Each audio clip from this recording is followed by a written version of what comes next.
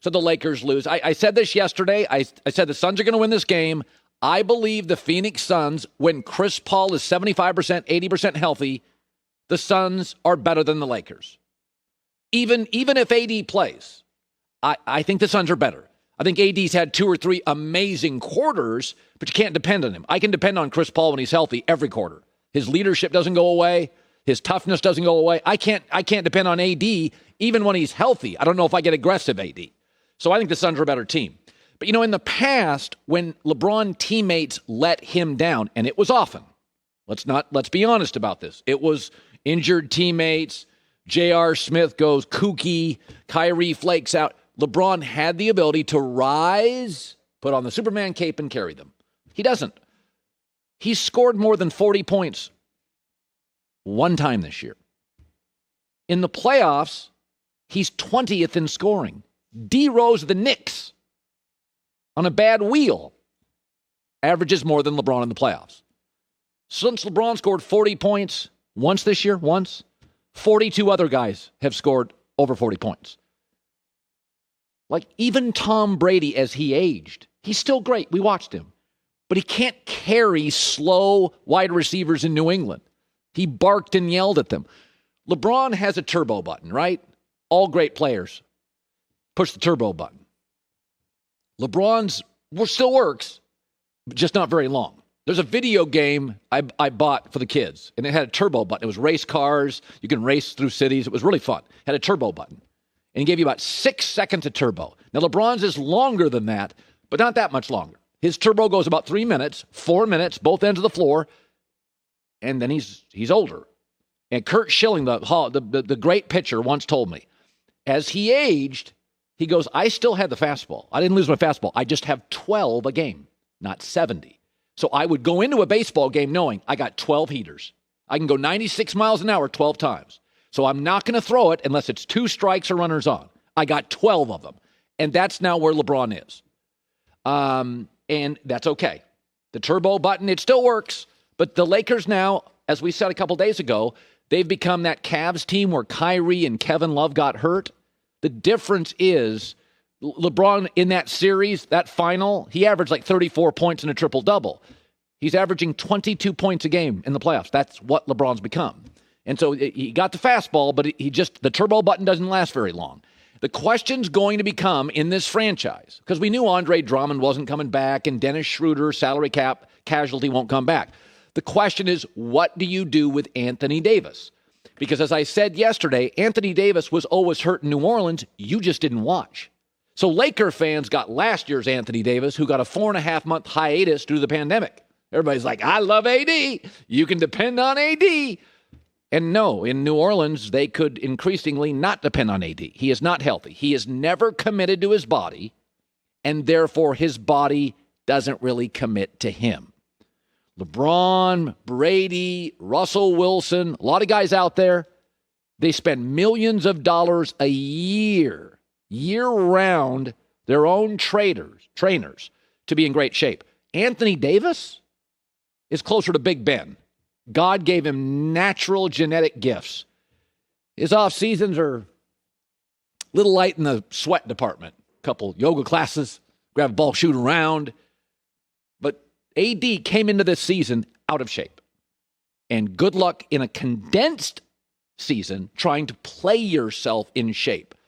So Charles Barkley was not exactly subtle last night talking about Anthony Davis and the Lakers. Harsh but true. Now, LeBron doesn't want to get rid of AD. He does have a little psychological edge here. He can go to AD and say, bruh, we gave you a 5-year deal, Clutch Sports. My guy, Rich Paul, we gave you a 5-year deal. You got to come in shape.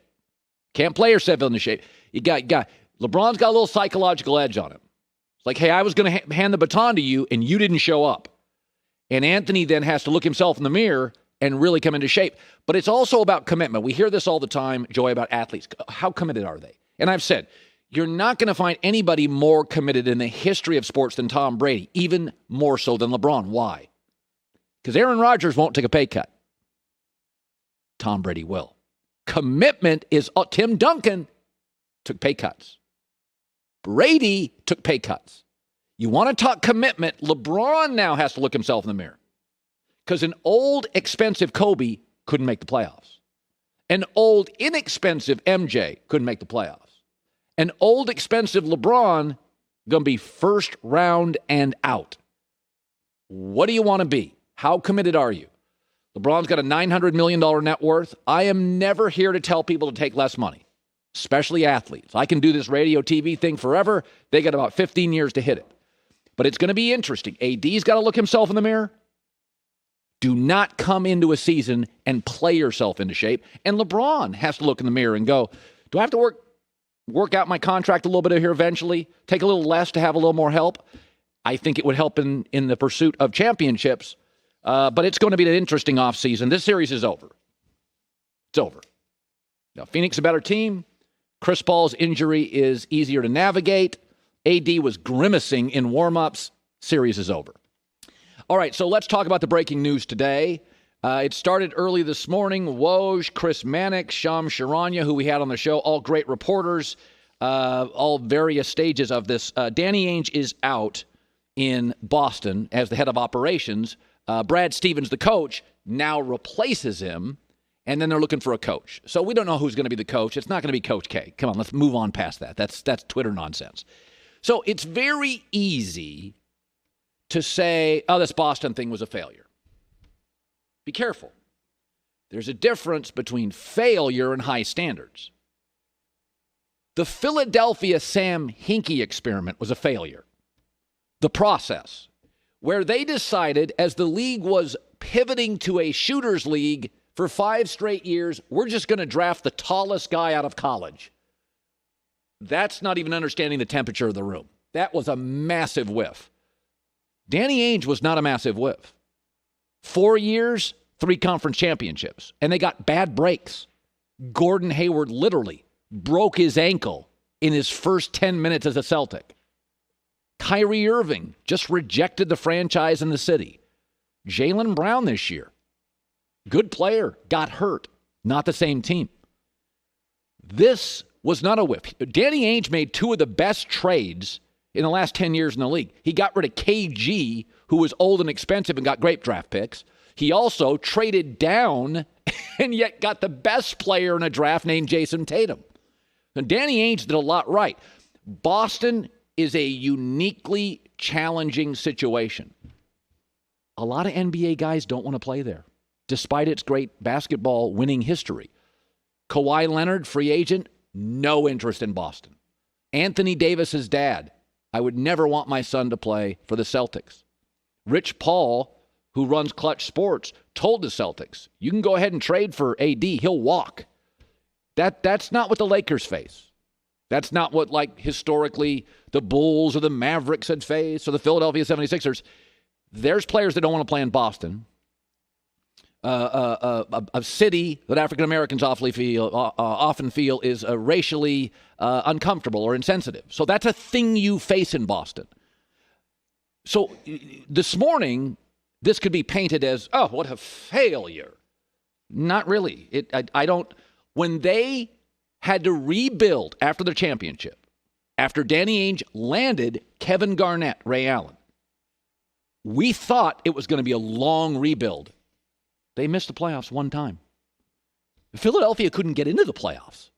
Philadelphia, the process, was a complete whiff defended by some analytic nerds who just like to be popular on social media. That was a whiff. They didn't even know what the league was becoming. Boston was not a whiff. Danny Ainge will still get jobs. He's better than 70% of the guys doing this in the NBA. But the organization has incredibly high standards, and they've got this young, dynamic, super smart head coach. He's getting worn out. They want to keep his brain in the organization. He's not 62. He's closer to 42, and that's the decision being made. You see this all the time. You know, there's some college basketball programs and college football programs that they'll still go to bowl games and they'll keep their coach forever. And then you get those programs like in Ohio State, and they gave Luke Fickell 1 year. And he didn't win in 1 year, and they fired him and went and got, and Luke Fickell can coach, and went and got Urban Meyer. That's called high standards. Like, Boston's got high standards. But it is a uniquely challenging job, and I think it came down to this. All these college programs were going after Brad Stevens. Hard. You write the check. And Boston went to Brad Stevens, and he said, I'll be honest with you, I'd like to move into the front office. I can do that longer than coach. I'm burnt out from coaching.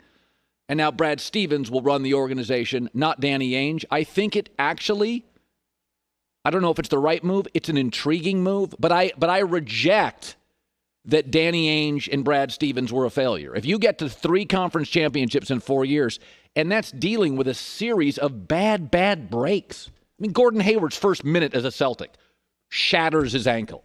Jaylen Brown hurt. Kyrie Irving, who, by the way, can be erratic, just rejected the city.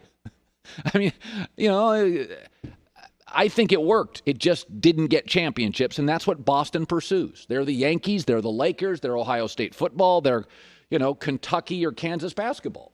They're not going to sit around and rest on, we made the playoffs. That's not good enough. Hi, everybody. Thanks for watching. Subscribe here to get the latest from the show. Also, be sure to check out more of the best clips from The Herd or go watch a few segments from other shows on FS1.